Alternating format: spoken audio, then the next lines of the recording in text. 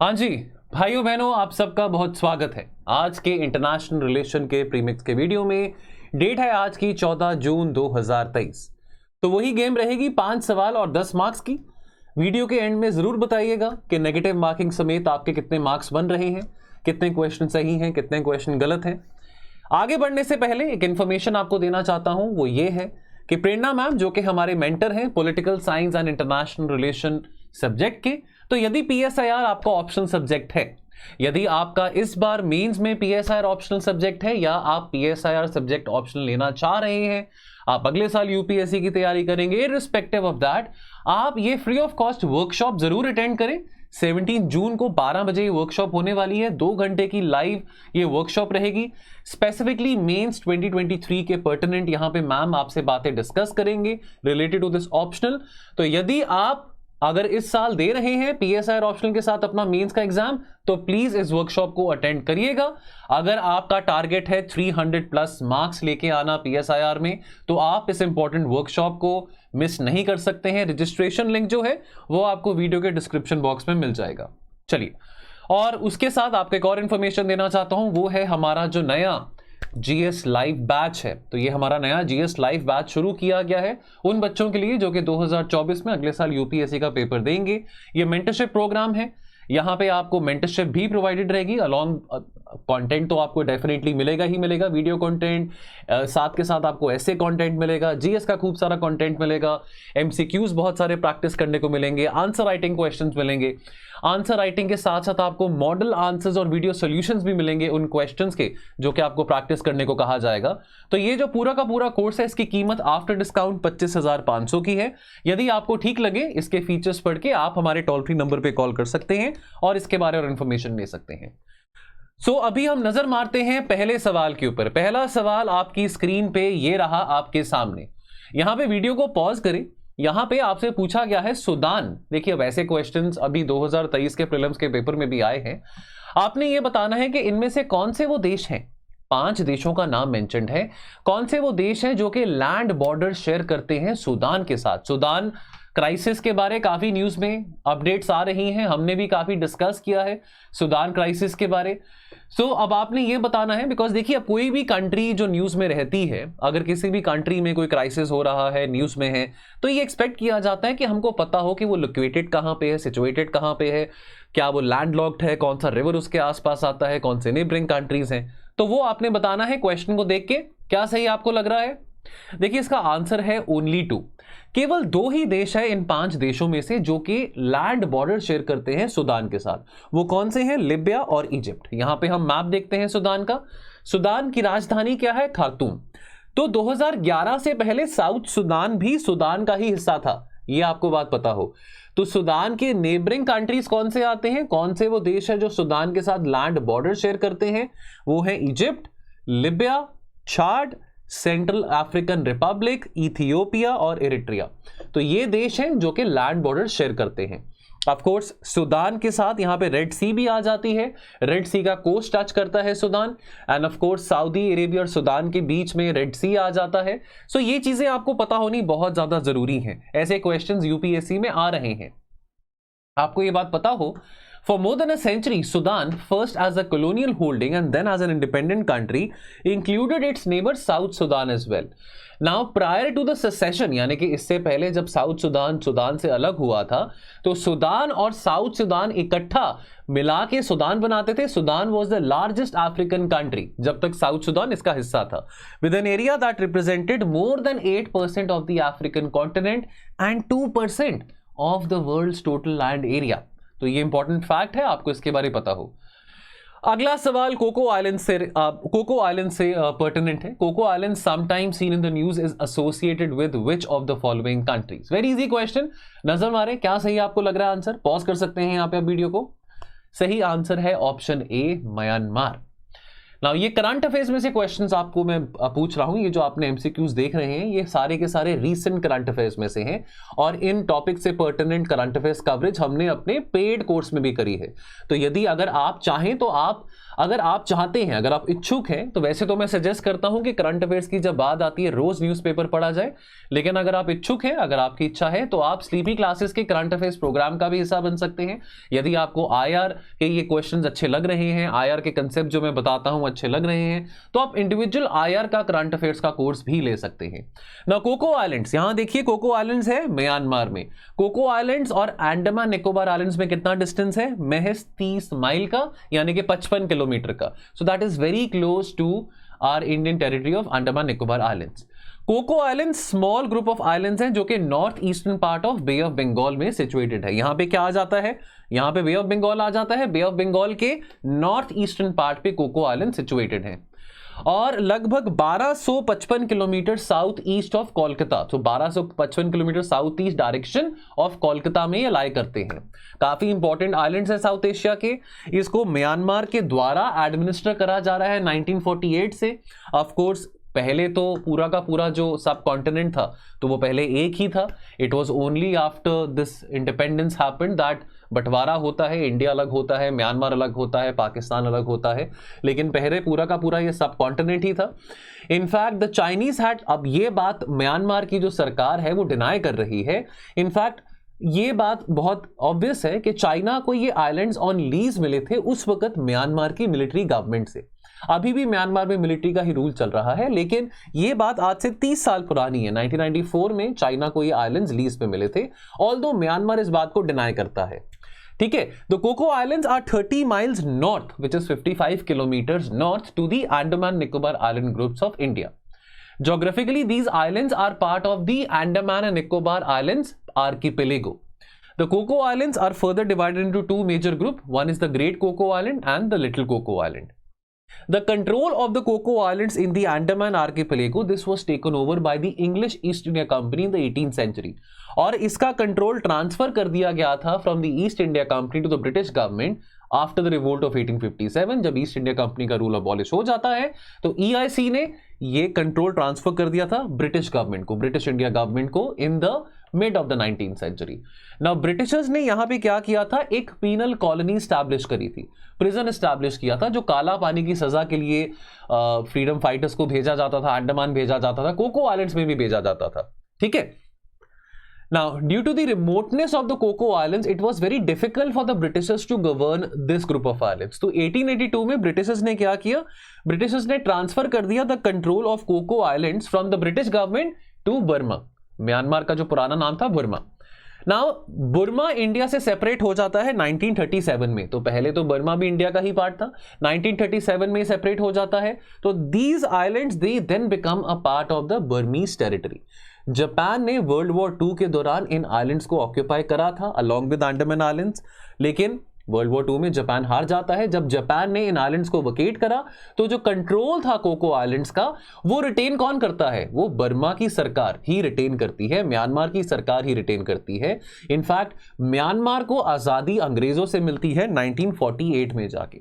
हमारे तो डिप्लोमेटिक संबंध म्यांमार के साथ तब से ही हैं, लेकिन ये इंपॉर्टेंट फैक्ट्स हैं जो कि आपको पता होने चाहिए।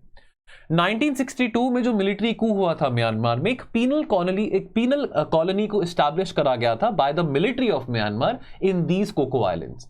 लेटर ऑन म्यांमार की नेवी ने यहां पे एक नेवल बेस डेवलप किया था 1994 में। जैसे आपको मैंने बताया कि ये आइलैंड्स जो हैं कोको आइलैंड्स, इसको लीज पे दिया गया चाइना को, लेकिन आज के टाइम पे दोनों ही देश डिनाई करते हैं कि ऐसा कोई एग्रीमेंट नहीं था। इंडिया के लिए एक सिक्योरिटी कंसर्न है बिकॉज चाइना अपनी सिग्नल इंटेलिजेंस एक्टिविटीज को यहां पे काफी बढ़ा रहा है कोको आइलैंड्स में। The very fact that this is just 55 to 56 kilometres away from the Andaman Nicobar islands, so this is a cause of a security concern for India. Now the strategic importance of the Coco islands, बहुत immense strategic value है, बहुत immense strategic advantage है, because considering कि इसकी जो proximity है Coco islands की to the strait of Malacca, और जैसे आप जानते हैं 40% से ज्यादा जो ग्लोबल ट्रेड है वो मलक्का स्ट्रेट से पास किया जाता है। इनफैक्ट चाइना अपना जो मिलिट्री बिल्डअप साउथ चाइना सी में कर रहा है, तो इट इज वेरी एविडेंट कि चाइना जितना ज्यादा हो सके मेजर ट्रेड रूट्स को कंट्रोल करना चाहता है। तो हम स्टेट ऑफ मलक्का की बात करें, इंडोनेशिया और मलेशिया के बीच में आपका स्टेट ऑफ मलक्का आ जाता है। यहां से काफी ऑयल मैरीटाइम ट्रेड भी पास करता है, इंपॉर्टेंट चोक पॉइंट माना जाता है in the Indo Pacific region. So because of these region China का जो कंट्रोल है over Coco islands, that becomes a big concern for India. यहां पे आप अगेन मैप में देख सकते हैं कोको आइलैंड्स की लोकेशन को। ना अगला question again very easy, question को ध्यान से पढ़ें, पॉज करें, यहां पे आपको क्या सही लग रहा है। लुक ईस्ट और एक्ट ईस्ट के बीच में डिफरेंस आपसे पूछा गया है। लुक ईस्ट पॉलिसी कब बनाई गई थी? 1991 में। किसने बनाई थी? पीवी नरसिम्हा राव ने, after the disintegration of USSR. और act east policy, look east का नाम एक्ट ईस्ट पॉलिसी दिया था हमारे honourable prime minister Modi ji ने 2014 में। तो ये दोनों ही स्टेटमेंट जो है बिल्कुल सही है, गलत नहीं है, दोनों ही सही है। जो लुक ईस्ट पॉलिसी का फोकस था वो इकोनॉमिक इंटीग्रेशन बढ़ाने का था with the south East Asian countries. उस वक्त लुक ईस्ट पॉलिसी की जो दिशा थी वो केवल साउथ ईस्ट एशियन इकोनॉमीज के साथ अपना व्यापार ट्रेड बढ़ाने की दिशा में था। लेकिन जब हम एक्ट ईस्ट पॉलिसी की बात करते हैं, जो कि 2014 में मोदी जी ने टर्म कॉइन किया, जहां पे और ज्यादा डीपर तरीके से हम अपना ट्रेड इंटीग्रेशन बढ़ाएंगे, not only with South East Asian countries, not only with the ASEAN countries, but also with East Asian countries, जिसमें जापान, साउथ कोरिया ये भी आ जाते हैं।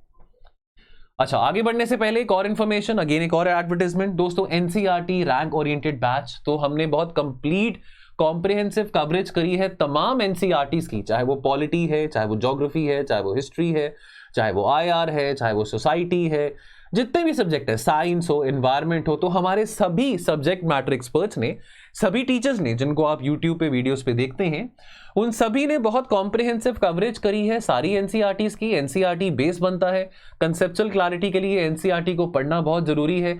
बहुत सारे बच्चे बहुत ढील डालते हैं एनसीईआरटी को पढ़ने में। अब आप कहोगे कि सर एनसीईआरटी तो रिडंडेंट हो चुका है। नहीं, एनसीईआरटी रिडंडेंट नहीं हुआ है। एनसीईआरटी आपका बेस है, चाहे प्रीलिम्स हो चाहे मेंस हो, और आप एनसीईआरटी को इग्नोर नहीं कर सकते हैं। तो यदि आप इस एनसीईआरटी के बैच में जुड़ना चाहते हैं, प्राइस आपके सामने है 4249, 15% डिस्काउंट के बाद। इंफॉर्मेशन के लिए हमारे टोल फ्री नंबर पे जरूर कॉल करें। अगला सवाल, जिबूटी के बारे में पूछा जा रहा है, लेकिन आपने यह बताना है कि इनमें से कौन सी स्टेटमेंट्स इनकरेक्ट है। दोस्तों ये सारे करंट अफेयर्स के सवाल आपसे पूछे जा रहे हैं बिल्कुल लेटेस्ट ट्रेंड के हिसाब से, जो कि यूपीएससी में आता है। तो मैं बच्चों बार बार कहता हूं, खास करके आईआर में, अपने करंट अफेयर्स को इग्नोर मत करें। प्लीज न्यूज़पेपर को डेली रीड करें, और न्यूज़पेपर को रीड करते करते साथ में एटलस खोल के भी जरूर बैठें। चलिए, जिबूटी के बारे में बताइए कौन सी स्टेटमेंट इनकरेक्ट है। यहां पे पॉज करके देख सकते हैं आप। तो इसमें इनकरेक्ट स्टेटमेंट बनती है ऑप्शन सी, चाइना इकलौती कंट्री नहीं है जिसका नेवल बेस है जिबूटी में। बाकी जो 3 स्टेटमेंट्स हैं वो बिल्कुल सही हैं। जिबूटी एक स्मॉल अफ्रीकन कंट्री है, हॉर्न ऑफ अफ्रीका में, और बहुत स्ट्रेटेजिक पॉइंट पे लोकेटेड है, बहुत स्ट्रेटेजिक लोकेशन पे ये लोकेटेड है, जहां से बहुत सारा ट्रेड पास करता है। स्विस कनाल पास में है, रेड सी पास में है, और चाइना के अलावा अमेरिका, फ्रांस, जापान, इनका भी यहां पे नेवल बेस है, मिलिट्री बेस है। और ये सही है कि रशिया ने अभी रिसेंटली रिक्वेस्ट किया था जिबूटियन अथॉरिटीज को कि हम भी यहाँ पे एक मिलिट्री बेस बनाना चाहते हैं, लेकिन जिबूटी की सरकार ने मना कर दिया था कि नहीं, हम ये अलाउ नहीं कर सकते रशिया को। तो आपको ये पता हो कि यहाँ पे दिस इज जिबूटी, आप यहाँ पे देख सकते हैं, दिस इज टाइनी जिबूटी। देखिए बब अल मंदेब स्ट्रेट आ जाता है, जो कि ना बब अल मंदेब स्ट्रेट जो है ये आपकी जो गल्फ ऑफ एडन को रेड सी के साथ कनेक्ट करता है। ना आप जिबूटी के नेबरिंग कंट्रीज भी देख सकते हैं, एरिट्रिया आ गया, इथियोपिया आ गया। कैंप लेमोनियर यहाँ पे एक इंपॉर्टेंट नेवल बेस है अमेरिका का, इवन फ्रांस का भी यहाँ पे पास में नेवल बेस है, जापान का भी यहाँ पे पास में नेवल बेस है। आपको आगे मैप में भी दिखाऊंगा। तो यहां पे हम जिबूटी के बारे, यहां पे कुछ इंपॉर्टेंट स्टेटमेंट्स हैं, पढ़ सकते हैं। इसकी स्ट्रेटेजिक लोकेशन के कारण, बिकॉज यहां से बहुत सारा ट्रेड पास करता है, बिकॉज ऑफ कमर्शियल रीजन, बहुत सारी जो मेजर पावर्स हैं दुनिया में, जैसे अमेरिका, फ्रांस, जापान, आपको मैंने बताया। So this location has attracted the eyes of the foreign military powers, जो कि यहां पे नेवल बेसिस, मिलिट्री बेसिस बनाना चाहते हैं। ठीक है, यूएस, फ्रांस, जापान, चाइना, इनके ऑलरेडी यहां पे परमानेंट मिलिट्री बेसिस है, छोटी सी अफ्रीकन कंट्री में। जिबूटी को most valuable military real estate in the world भी कहा जाता है, because of its strategic location. सन 2007 से 2012 के बीच में यहां पे पायरेसी रिलेटेड प्रॉब्लम्स काफी आ रही थी, और ये वही समय है जब जिबूटी को बहुत सिग्निफिकेंस मिला। और चाइना का जो पहला नेवल बेस है, पहला नेवल बेस चाइना का जिबूटी में ही बना था। चाइना का दूसरा नेवल बेस कहां पे है, वो जरा कमेंट सेक्शन में बताइएगा, अगर आप इस वीडियो को एंड तक देख रहे हैं। नाउ जिबूटी के पास इतने सफिशिएंट रिसोर्सेज नहीं है, तो जिबूटी किस पे रिलाय करता है, फाइनेंशियली किस पे डिपेंडेंट है। ये जो मिलिट्री बेसिस किराए पे दे रहा है जिबूटी की सरकार अमेरिका को, फ्रांस को, जापान को, तो उससे जो रेंट आता है, उसी रेंट पे जिबूटी की इकोनॉमी टिकी हुई है। एक बहुत इंपॉर्टेंट लाइन है, Djibouti is a window through which the evolving geopolitics of Indo Pacific reason can also be observe. Djibouti ये आपका western part of Indian ocean, western part of Indian ocean which is the eastern and north eastern part of Africa, वहां पे situated है। और port दुराले, this is port दुराले, जहां पे China का military base है। कैंप लेमनर में अमेरिका, जापान और फ्रांस के मिलिट्री बेसेस है। चलिए लास्ट क्वेश्चन स्टेटमेंट के फॉर्म में पूछा गया है। इस तरह का फॉर्मेट हमने इस बार भी देखा यूपीएससी के एग्जाम में 2023 में। वॉशिंगटन डिक्लेरेशन के बारे में आपसे पूछा जा रहा है। दोनों स्टेटमेंट्स को पढ़ें और आपने बताना है अंत में ऑप्शन आपको कौन से सही लग रहे हैं। यदि आपको लगता है कि स्टेटमेंट 1 स्टेटमेंट 2 दोनों करेक्ट हैं, स्टेटमेंट 1 स्टेटमेंट 2 इनकरेक्ट है, कि क्या स्टेटमेंट 2 करेक्ट एक्सप्लेनेशन है स्टेटमेंट 1 का, ये सब ऑप्शंस आपको यहाँ पे दी गई हैं। आपने बताना है कि आपको सही लग रहा है। देखिए ऐसा है कि इसका जो सही आंसर है, स्टेटमेंट, दोनों ही स्टेटमेंट जो है वो करेक्ट है, और स्टेटमेंट 2 जो है ये बिल्कुल करेक्ट एक्सप्लेनेशन है स्टेटमेंट 1 का। वॉशिंगटन डिक्लेरेशन, देखिए वॉशिंगटन डिक्लेरेशन अभी रिसेंटली क्या हुआ था, जो साउथ कोरिया के जो प्रेसिडेंट है वो अभी यूएस गए थे 70 साल 70th एनिवर्सरी कमेमोरेट करने के लिए, जो डिप्लोमेटिक संबंध है अमेरिका और साउथ कोरिया के बीच में। और इस पर्टिकुलर विजिट का एक बहुत बड़ा हाईलाइट था, वो था the signing off Washington declaration. अब देखिए, अब इस रीजन में अगर हम कोरियन पेनिनसुला की बात करें, आपको याद होगा 1950 से 53 के बीच में कोरियन पेनिनसुला में लड़ाई हुई थी, और जिसके चलते 1953 में नॉर्थ कोरिया और साउथ कोरिया का बंटवारा हुआ। नॉर्थ कोरिया कम्युनिस्ट, यानी कि थोड़ा सा टर्न लेता है, टिल्ट लेता है टुवर्ड्स द सोवियत यूनियन, और साउथ कोरिया अपने संबंध 1950 से अपने बढ़ाना शुरू करता है with the capitalist world, with America. काफी सालों से countries like Japan, South Korea, for that matter even Vietnam and all other countries in the surrounding the Indo-Pacific region, they have been dependent upon America under their security umbrella। अब हमें पता है कि north Korea के जो leader है, जो dictator है किम जोंग उन, और उनके जो फादर भी थे उससे पहले, वो काफी सारे न्यूक्लियर वेपन्स टेस्ट वहां पे कर चुके हैं, न्यूक्लियर बॉम्ब एक्सप्लोजन्स कर चुके हैं, और जापान और साउथ कोरिया को काफी खतरा है इस तरह के मिस एडवेंचर का, जो कि नॉर्थ कोरिया इतने सालों से करता आ रहा है। लेकिन अमेरिका की कोशिश रही है कि कैसे इस पर्टिकुलर कोरियन पेनिनसुला को एक न्यूक्लियर थिएटर ना बनने दे। तो अमेरिका की कोशिश रही है कि साउथ कोरिया को इतने सालों से इंकरेज करता आ रहा है कि देखो, अगर नॉर्थ कोरिया आपके ऊपर न्यूक्लियर अटैक करता है तो देखिए न्यूक्लियर डेटरेंस तो बहुत जरूरी है। अब अगर इंडिया के ऊपर कोई कंट्री अटैक करता है तो आज इंडिया को तो कोई नहीं कह सकता ना कि कोई बात नहीं, आप न्यूक्लियर वेपन्स मत बनाना, मैं आपकी मदद करने आऊंगा। हम अपनी सुरक्षा खुद करना जानते हैं, और हम अपनी डेटरेंस के लिए न्यूक्लियर वेपन्स को, न्यूक्लियर पावर को जरूर इस्तेमाल करेंगे अगर मुसीबत आती है, अगर नौबत पड़ती है। लेकिन साउथ कोरिया को अमेरिका क्या कह रहा है, साउथ कोरिया को अमेरिका कह रहा है, देखो अगर आपके ऊपर अटैक होता है तो मैं आपको अश्योर करता हूं कि मैं आपकी रक्षा करूंगा, और मैं आपकी तरफ से लड़ाई करूंगा उस पर्टिकुलर कंट्री के साथ जिसने आपके ऊपर न्यूक्लियर हमला किया है।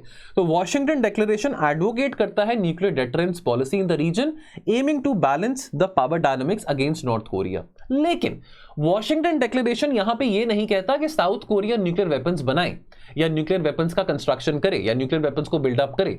उस आर्सेनल को बिल्डअप करने के लिए अमेरिका इंकरेज नहीं कर रहा। अमेरिका कह रहा है कि अगर जरूरत पड़ेगी तो मैं आपकी हेल्प करने आऊंगा। So Washington Declaration outlines a cooperation towards creating nuclear deterrence. What is deterrence?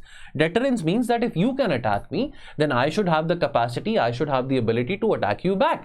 So obviously if you have nuclear weapons with you, I should also have nuclear weapons with me. Although I wouldn't want to use it as a first option, but if you are using it against me, then I shouldn't be sitting like a duck. Now, this declaration was signed recently on the visit of South Korean president to America.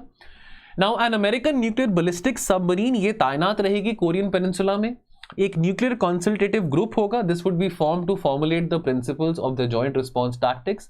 South Korea intel receive करेगा, intelligence input receive करेगा America से regarding the nuclear advancements done by North Korea, और इसके चलते America अपनी intelligence inputs के कारण strengthen करेगा साउथ कोरिया की न्यूक्लियर डेटरेंस कैपेबिलिटीज. मैं फिर से रिपीट करूंगा, कहीं पे भी अमेरिका ये नहीं कह रहा कि साउथ कोरिया को अपने हथियार, न्यूक्लियर वेपन्स हथियार खुद बनाने चाहिए, लेकिन उसकी मदद करने की यहां पे बात कर रहा है.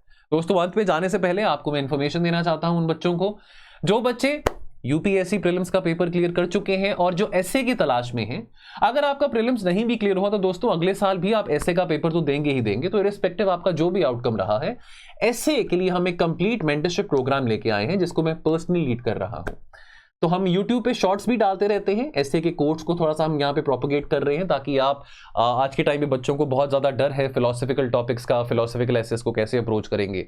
तो ना कि केवल philosophical but even thematic based essays को कैसे अप्रोच करना है, उस पर्टिकुलर चीज को हम डिटेल में इस प्रोग्राम में डिस्कस करने वाले हैं. लगभग 14 से 15 कंटेंट वीडियोस आपको मिलने वाले हैं और बेस्ड ऑन एसेस, जहां पे थीमेटिक बेस्ड एसेस भी रहेंगे जैसे पॉवर्टी है, एजुकेशन है, डेमोक्रेसी है, एनवायरमेंट है, क्लाइमेट चेंज है, और फिलोसफिकल बेस्ड एसेस भी रहेंगे. सबसे इंपॉर्टेंट बात क्या है इस मेंटरशिप प्रोग्राम की, वो ये है कि यहाँ पे आप पर्सनली मेरे साथ जूम सेशंस पे जुड़ सकते हैं और जो आप टेस्ट देंगे, आपको फुल लेंथ टेस्ट भी यहाँ पे लिखने को दिए जाएंगे. उसका बकायदा आपको पूरा फीडबैक मिलेगा, इवैल्यूएशन मिलेगा, और बकायदा आप मेरे साथ 24 घंटे टेलीग्राम के ग्रुप में जुड़ सकते हैं और आपकी डाउट्स को इंस्टेंटली रिजॉल्व किया जाएगा. लेकिन यदि आप मेंटरशिप नहीं लेना चाहते हैं, केवल आप कंटेंट ही कंज्यूम करना चाहते हैं, वीडियो कंटेंट कंज्यूम करना चाहते हैं ऐसे का, तो उसका भी ऑप्शन है.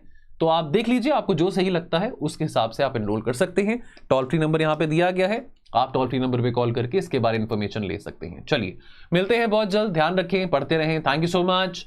जय हिंद.